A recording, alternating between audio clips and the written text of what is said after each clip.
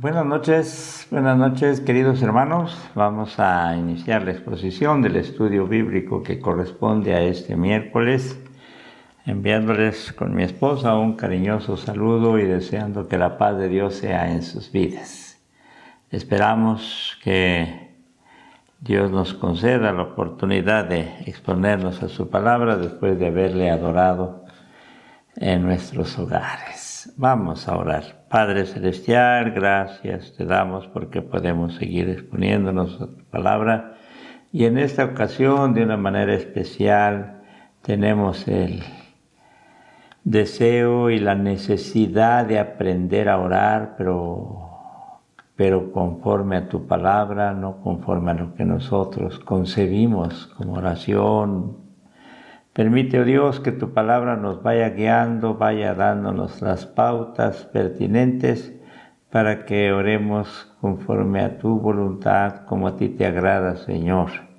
Y esto se traduzca en una bendición en nuestro diario vivir. Gracias, Padre, por tu palabra. Bendito seas en el nombre de Cristo Jesús. Amén. Como ya expresaba en la oración, hermanos, el interés especial es que podamos aprender a orar, pero conforme al fundamento bíblico que tenemos. Nosotros estamos bastante acostumbrados, diríamos, así nos formamos, podría ser, a orar, pero de una manera tal que varias veces, no seguimos los lineamientos que Dios nos establece para orar. Pareciera ser que lo que se nos viene a la mente o lo que tenemos en nuestros labios como palabras, expresiones, pero vamos a ir aprendiendo a orar.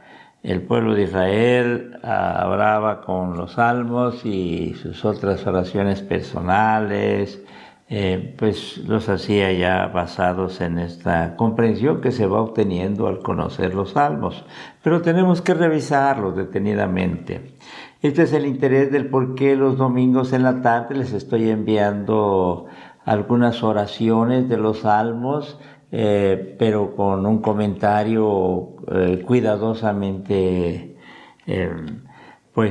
expuesto ahí. Ahora, he de tomar de estos salmos que se les ha mandado el Salmo número 5, el Salmo 17, el Salmo 27, ahora el 31, el 54. Bueno, estos salmos se han enviado para que en casa también vayamos comentando algo en relación a lo que corresponde a los conceptos bíblicos para la oración. Y en esta ocasión voy a permitirme, como ya en otra vez lo he hecho, tomar algunos versículos nada más de cada una de estas oraciones. Ahí se han expuesto otros versículos, pero vamos a tomar un versículo de cada una de estas oraciones, y con eso les estoy diciendo también que hay tanta riqueza en la santa palabra de Dios. En cada texto encontramos un tesoro, y esto es muy hermoso. Y este es un ejercicio que también la iglesia debe ir conociendo, ejercitando, adentrándose. Y espero que esto les vaya ayudando a ustedes, porque me ayuda a mí también, hermanos. Yo necesito esto. No voy a referir ahora el Salmo 17, el 5 ya lo referimos, el 17 también, el 27, perdón. El 27 vamos a iniciar con el 17. Vamos a considerar los primeros versículos de cada uno de estos salmos. El 17:1, el 31:1 y el 54:1, ¿sí? Y a veces más nos centramos en alguna expresión, en alguna palabra. Insisto, esto es con el propósito también de que, aparte de aprender a orar con los salmos, nos demos cuenta que la palabra de Dios es un tesoro. Vamos, iniciando el versículo, perdón, tuve un error, discúlpenme hermanos, es 17:6, 17:1 dije, bueno, perdón, 17:6, 31:1 y 54:1, ahí sí. Bueno, en el 17:6 hay una oración que se va hasta el versículo 8, 6, 7 y 8. Son de las oraciones que les he invitado que los aprendamos de memoria y algunos de ustedes lo saben de memoria. Están en el libro de oración también formando parte ya estas oraciones. El 17:6. Yo te he invocado por cuanto tú me oirás, oh Dios. Te he invocado por cuanto tú me oirás. Y aquí son dos verbos importantes, invocar y oír. Y hay una correlación entre estos verbos, invocar y oír. Es una correlación muy importante, determinante, diríamos. Esta correlación entre el invocar y el oír, el invocar del creyente, del salmista, del orante, y el oír de Dios, permite al salmista y también nos permite a nosotros la confianza para orar, a tal grado que podríamos expresar lo siguiente: si Dios no oyera mi súplica o respondiera a mi petición, ¿qué caso tendría orar? Pues no. Si oramos es porque estamos seguros de que Dios va a escuchar, va a oír. Por eso, con más afirmación, Krauss traduce este versículo de la manera siguiente: te invoco porque tú me oyes. Esa es una seguridad, así, de que Dios oye. Te invoco porque tú me oyes, oh Dios. Sí. Y esta seguridad es una seguridad que la debemos tener nosotros también. Claro, aquí están las enseñanzas de la bendita palabra de Dios. Nosotros podemos apropiarnos de esta seguridad siempre y cuando, aquí está esto que no agrada a muchos hermanos, siempre y cuando nosotros también estemos en la condición correcta o apropiada para tener esta seguridad. Te invoco porque tú me oyes, oh Dios. Y no se trata de expresar nada más palabras así por así. Es que Dios oye, Dios te escucha, Dios... Sí, no estamos en contra, antes al contrario, estamos llamando, invitando a que tengamos esa seguridad. Pero tenemos que aclarar bien esto, y el contexto de estos versículos nos ayudan. Ya se ha referido en el caso del versículo 5, un versículo que va a considerar, si en la versión Reina Valera lo expresa: sustenta mis pasos en tus caminos para que mis pies no resbalen. Y ya hemos dicho que esta es una hermosa plegaria que bien podría presentársela a nuestro Dios, y quizá como una oración matutina para cada día, expresando así una súplica para no pecar.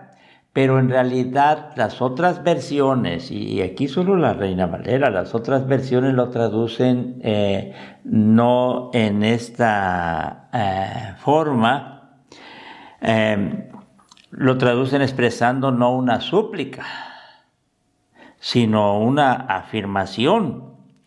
Dice: ajustando mis pasos, por tus veredas no vacilan mis pies. Se traduce la Biblia de Jerusalén, ¿sí? Y voy deteniéndome para que vayamos teniendo una comprensión más definida. Ajustando mis pasos, y esto quiere decir que es caminando de acuerdo a la voluntad de Dios. Ajustando mis pasos, por tus veredas no vacilan mis pies, ¿sí? Mis pisadas eran firmes en tus senderos y no vacilaron mis pies. Es la Nueva Biblia Española. Mis pisadas eran firmes en tus senderos, ¿sí? El camino que tú nos has indicado. He caminado precisamente en ese camino que tú ya has trazado. Ya en la comprensión del Nuevo Testamento diríamos en las palabras del Señor Jesús: yo soy el camino, la verdad, pero ese camino es el camino que Dios ha trazado. Y abundando un poquito más, acuérdense que los primeros cristianos se distinguieron porque seguían lo que el Señor Jesús había enseñado, y por lo mismo seguían su camino, a tal grado que en el libro de los Hechos tres veces se califica a los cristianos como los del camino, así, con esa expresión, los del camino, porque lo que el Señor Jesús hizo fue dar las instrucciones para seguir un camino. Él es el camino. Por eso cuando nosotros le seguimos, estamos siguiendo ese camino. Sí, y nadie viene al Padre o llega al Padre sin seguir ese camino. Es algo que está expresando este versículo, por eso es interesante estas traducciones. Y aquí tenemos que reconocer que hemos de echar mano de las mejores traducciones que hay. También la otra, que es bastante conocida para nosotros en el ámbito evangélico, es la Nueva Versión Internacional. He apartado mis pasos, dice. Mis pies están firmes en tus sendas. Y es con diferentes formas, está indicando lo mismo. En otras palabras, vivo de acuerdo a tu voluntad. Mis pasos están siguiendo tus pasos, Señor Jesús, diremos acá. O conforme a lo que tú, Padre, has enseñado, revelado para mí, yo estoy siguiendo cuidadosamente esas indicaciones, esas enseñanzas. Pero un poquito más. Por eso debemos tener cuidado en estas traducciones, y yo para eso estoy dedicado a investigar y presentarles lo que nos ayudaría a comprender mejor estas verdades. Aunque eso tenga que ver con otras versiones que van a ayudarnos más. Pero vamos, el versículo 5 es el final de los versículos introductorios del capítulo 17, del 1 al 5. Del 1 al 5 se expone un concepto que ya también se ha referido, que se conoce comúnmente en la interpretación bíblica como el juramento de inocencia. El juramento de inocencia está expuesto de los versículos 1 al 5. ¿En qué consiste ese juramento? Bueno, es que el salmista se declara inocente. Y él dice que no es culpable. Y se lo está diciendo a Dios. Entonces se le hace prestar un juramento. Y en esta forma de ser, en el Antiguo Testamento y en el Salterio, lo que sucedía era declarar un juramento y diciendo: es que soy inocente, no tengo culpa. Estoy caminando conforme a la voluntad de Dios, no me he apartado. Mis pasos no se han apartado de tus sendas. Y esta declaración o este juramento de inocencia que antecede al versículo 6 nos permite entender que quien está expresando esta seguridad de que Dios le va a oír es alguien que está caminando conforme a la voluntad de Dios. Sus pasos siguen la voluntad divina. Sus pasos, su caminar, su vida, la vive de acuerdo a lo que el Señor Jesús ha indicado ya en el Nuevo Testamento. Se está siguiendo al Señor Jesús. Aquí sería un seguidor, un fiel seguidor.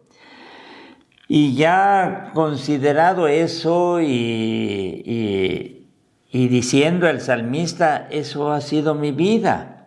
Entonces el versículo 6 va a decir, yo te he invocado por cuanto tú me oirás, oh Dios. Pero lo está diciendo alguien, vuelvo a insistir, vuelvo a repetir, vuelvo a decir esto. Lo está diciendo alguien que está caminando conforme a la voluntad de Dios. Ese alguien, ese salmista, ese orante, ese cristiano, puede tener la seguridad de que al orar, al pedir, Dios le va a escuchar. Dios le va a oír. Y tengamos cuidado, hermanos. Aunque se ha enseñado a la iglesia, pero esto reafirme lo que antes se ha dicho.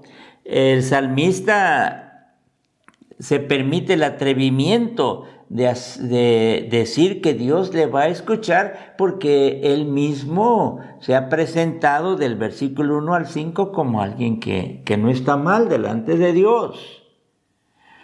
Y esto lo aprendemos en los salmos. Cuando oramos debemos primero ponernos a cuentas con Dios. Alguien va a decir, pues si estoy mal no puedo orar. Claro que se puede orar y los salmos también nos ayudan para eso, pero será una oración diferente, una oración donde se pide perdón a Dios, para que ya perdonado podamos tener la seguridad de que Dios nos va a escuchar. Y ahí la razón del por qué están los salmos penitenciales tan conocidos, el Salmo 6, el Salmo 32, el Salmo 38, el Salmo 51. Bueno, hermanos, son salmos penitenciales porque tienen que ver con el reconocimiento de su condición pecadora del salmista. Se presenta a Dios y pide perdón a Dios.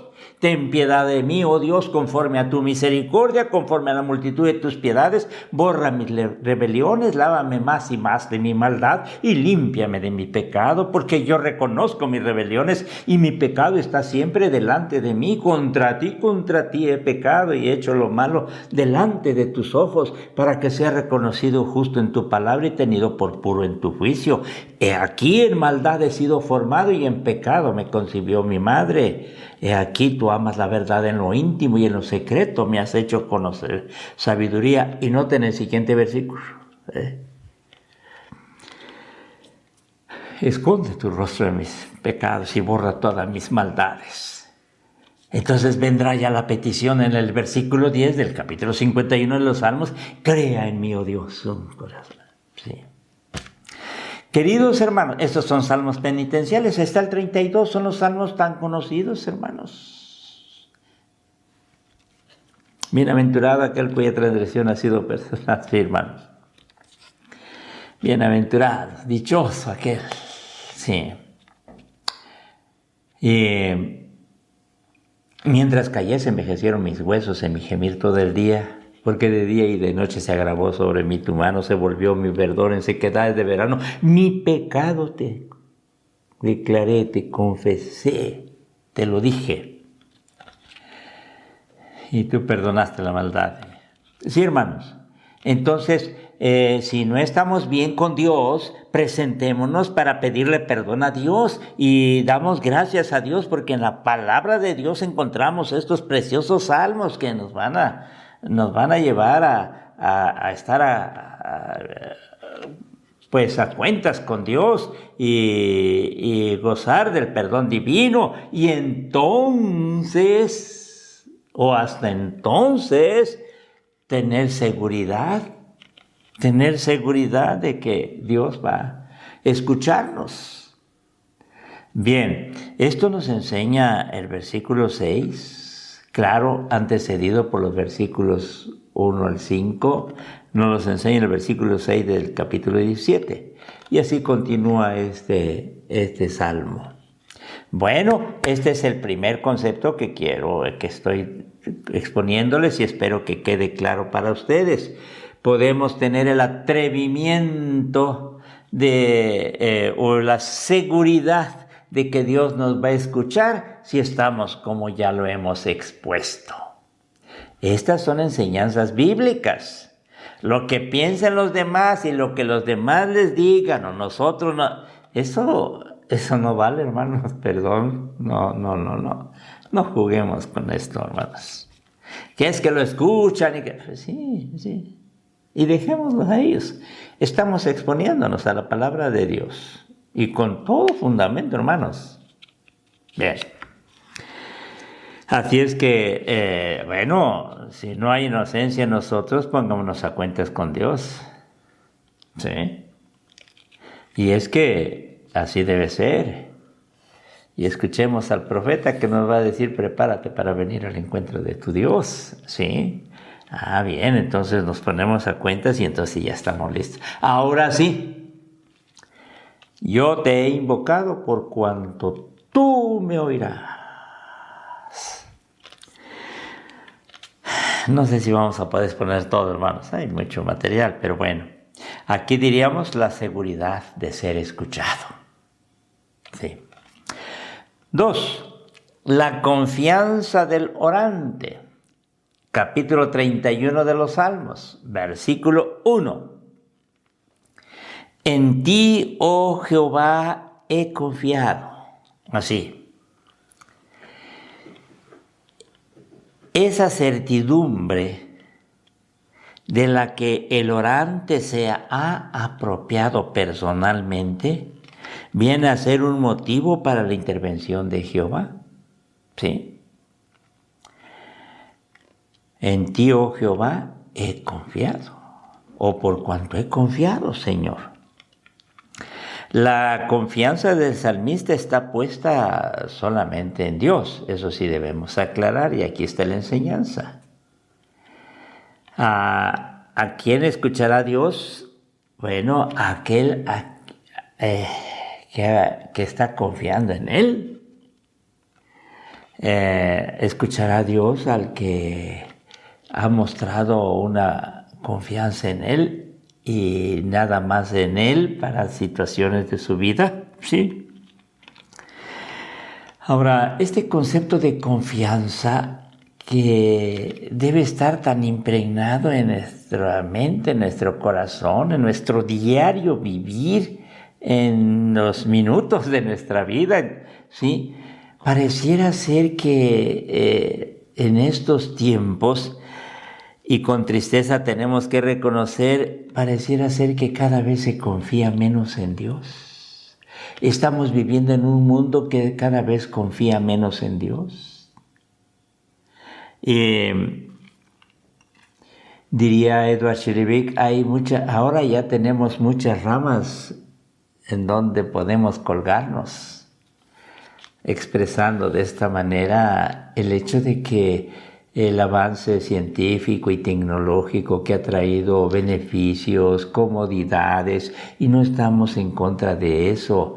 El problema es que esto mismo está llevando a confiar en eso y no en Dios. Antes, como se dice en una referencia muy frecuente para esto, es que, los campesinos de Palestina estaban esperando la lluvia temprana y tardía para que se lograran sus cosechas y pedían a Dios eso.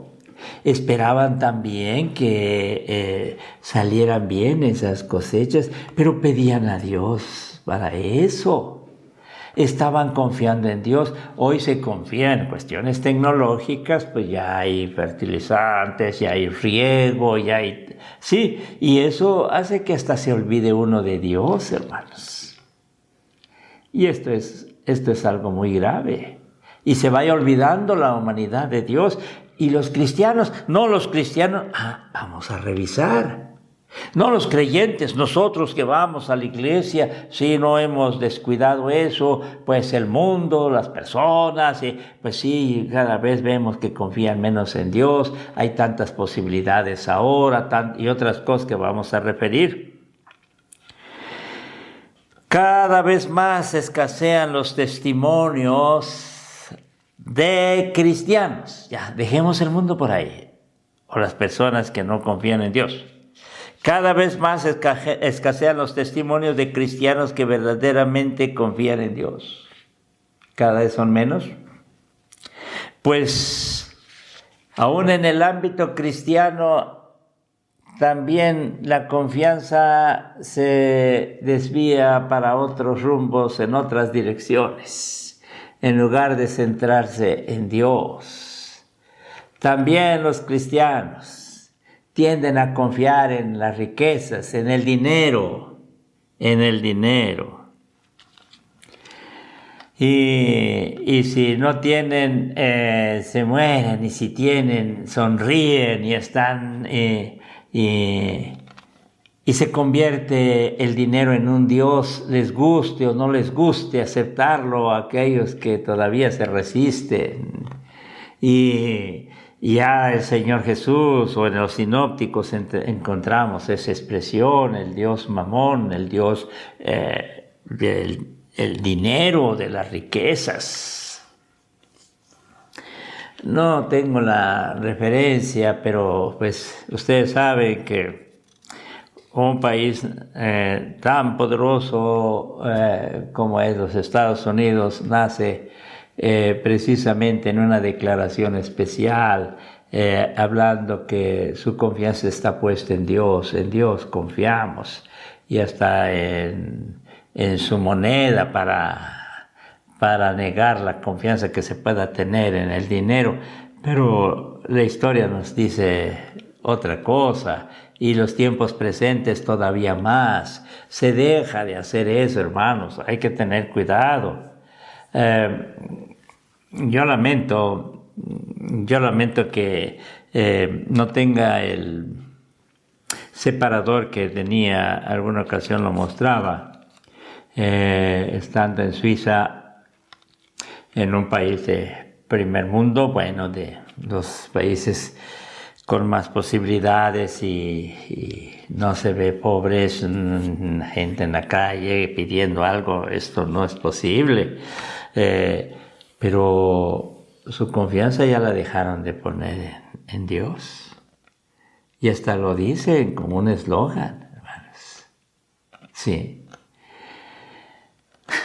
El dinero es nuestro Dios, así ya abiertamente reconocido, y todavía, ¿sí? Un país que estuvo matizado de tantos reformadores, hermanos, de un Juan Calvino, de un Melanchthon, de un Juan Calvino, de un Bucero que intervino también ahí, de un Guillermo Farel, ay, hermanos, y todavía con universidades tan prestigiosas como la de Ginebra, de la de Lausanne, de Basilea, imagínense, donde están surgiendo tantos teólogos. ¿Qué está pasando? Pero su confianza cada vez está más puesta en el dinero, en Dios. Hoy estamos viviendo eso, hermanos. Y ustedes de seguro se han dado cuenta también en otros lugares, en otros ambientes, como nos ha sucedido a nosotros. Y estoy presentándoles esto, hermanos, porque es muy delicado. En ti, oh Jehová, he confiado. Parece ser que ya no puede ser nuestra expresión clara y definida. A veces se confía en las personas más que en Dios, y nos queda mal, y Dios nunca. En otros recursos, hasta también ya en cuestiones, en ciertos fetichismos, ¿sí? Pareciera ser que se confía más en el ámbar que en el cuidado que Dios pueda tener un hermoso bebé. Mostramos de esa manera que en realidad nuestra confianza no está puesta en Dios, como lo declara aquí este versículo, precioso versículos. Esto nos debe llevar a reflexionar, hermanos. Los padres debieran enseñar a sus hijos desde su temprana edad algo que va a ser esencial para toda su vida, y esto es confiar en Dios. Confiar en Dios. Yo espero no haberle quedado mal a mis hijos en eso. Ellos ya están grandes, tienen sus hogares, pero espero no haberles quedado mal en eso, hermanos. Haberles mostrado con mi vida que mi confianza está puesta en Dios. Y así con mi esposa, haber influido en ellos. Ya si ellos no lo hacen, bueno, al menos no nos veremos tan culpables. Pero ¿cómo podemos enseñar a confiar en Dios cuando no es a través de un ejemplo de nuestras vidas, nuestra forma de cómo vivimos confiando en Dios? Ahora, si no confiamos en Dios en los diferentes aspectos de nuestra vida, ¿cómo podemos enseñar a esa generación que viene? Escúchenlo bien, matrimonios jóvenes que tienen hijos pequeños. Escúchenlo, padres que tienen todavía sus adolescentes o jovencitos. Es urgente que aprendan a confiar en Dios, pero tienen que verlo en nosotros. Nosotros tenemos que ser esa referencia, ese ejemplo. Y aunque pareciera ser insistente, pero siempre me ha llamado la atención las palabras de Albert Schweitzer. Y ustedes quizá ya hasta se la sepan. Cuando decía, el ejemplo no es la cosa más importante para influir en los demás. Es la única cosa. La única cosa. El ejemplo. Qué hermoso es que los hogares cristianos o de nuestra iglesia puedan tener la dicha los pequeños de empezar a aprender a confiar en Dios porque ven que sus padres confían en Dios. Porque ven que sus padres tienen puesta su confianza en Dios. ¿Verdaderamente nuestra confianza la tenemos puesta en Dios o estamos autoengañándonos y decimos que confiamos en Dios, pero en las situaciones cotidianas y en nuestro diario vivir estamos haciendo otra cosa? Dios nos ayude, hermanos. Ahora, podemos orar a Dios con toda seguridad, sí, pero si nuestra confianza está puesta en Dios, si no, ¿para qué oramos? Y esperamos con el salmista poder decir, en ti, oh Jehová, he confiado. Y este versículo aparece en diferentes salmos, hermanos, ya les dimos citas alguna ocasión, ¿sí? Así está puestos. Y con la misma expresión, en ti, oh Jehová, he confiado. Y cuando se va a expresar la confianza que el salmista tiene para con Dios, ustedes encontrarán 50, 60 citas bíblicas de los salmos donde van a expresar lo mismo. Porque la confianza es determinante para los hijos de Dios, para el pueblo de Dios. Qué hermoso es que podamos decir, en ti, oh Jehová, he confiado. Vivir así y terminar nuestros días así. En ti, oh Jehová, he confiado. Padre bendito, gracias te damos, porque tu misma palabra nos enseña a orar. ¿Y qué es lo que debemos nosotros tener? ¿Y por qué debemos tener esas seguridades y a la vez esa confianza en ti? Perdónanos, oh Dios, si nos atrevemos a asegurar que tú nos vas a escuchar cuando nuestra vida no es agradable delante de tus ojos. Perdónanos, oh Dios, si en determinados momentos no hemos sabido confiar plenamente en ti. Pero sea tu palabra la que venga a nosotros y tengamos la dicha de corregir, Todo esto va a pasar. Esto va a servir nada más para esta vida, para estos pocos años de vida. Esto no permanece, esto termina. Lo que sí permanece eres tú, oh Dios. Y si confiamos en ti ahora, mañana será un mañana mejor. Gracias, Padre Eterno, por tu bendita palabra. Habla a tu iglesia. Y gracias porque nos concedes a cada uno de nosotros reflexionar a través de ella. Bendito seas en el nombre de Cristo Jesús. Amén.